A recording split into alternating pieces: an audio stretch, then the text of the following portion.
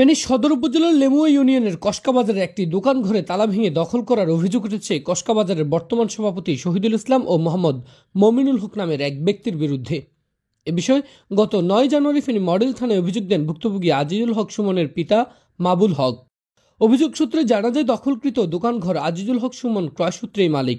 এই সম্পত্তির পূর্বের মালিকের দোকানঘরের ভাড়ায় নিয়েছিলেন মোহাম্মদ মমিনুল হক।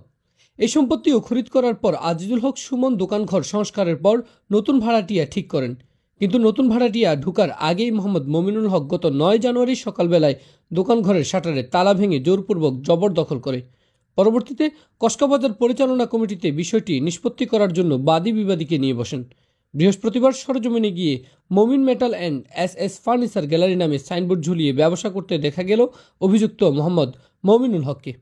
অভিযোগের বিষয়ে জানতে চাইলে তিনি বলেন, এখন আমার মালামাল আছে না, আগেও আমার ৭ লক্ষ টাকার মাল বাইরে পড়ে রয়েছে, সেকেন্ড নষ্ট হয়েছে। এখন আমার মালামালগুলো বিক্রি করতে হইব না, আমাকে এখন টাকা দিলে আমি সাথে সাথে দোকান ছাড়ে দিব। এ বিষয়ে কসকাবাজার পরিচালনা কমিটির সাধারণ সম্পাদক আবুল কাশেম বলেন, বৈঠকের পরে আর কোনো আপডেট আমার কাছে নাই। থানা থেকে আমাকে তালা লাগাই সাবিকটা এখানে দিতে বলছিল, তো এখনো দেয় নাই। আমার আমির ভাই ফোন দিছিল, ফোন দিয়ে জিজ্ঞাসা করার পরে আমি বিষয়টা জানাইছি যে চাবি দিয়ে নাই। এ সময় তার ছেলে দোকানঘরটি উদ্ধার করার জন্য প্রশাসনের হস্তক্ষেপ কামনা করে মাহবুবুল হক বলেন, দিচ্ছে আমার দোকান, আমার কিনছি, খরিদ করছি, খারিজ ক্ষতি যেন আমার ছেলের নামে, সবকিছু আমার ছেলের নামে।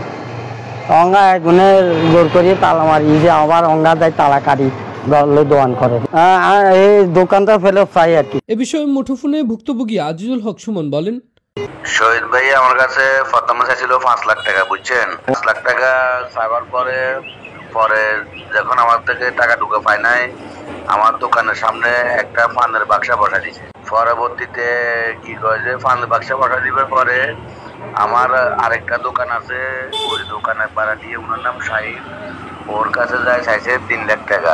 ৩ লাখ টাকা দিল হইব। তারপরে দ্বিতীয়বার যায় শাহিনে করতে পাই, আমি এটা বলতে পারতাম না, আপনি এটা হেরে বলেন, বাড়িতে আসলে হেরে বলিয়েন। আমার দোকানে তালা মারি দিছে,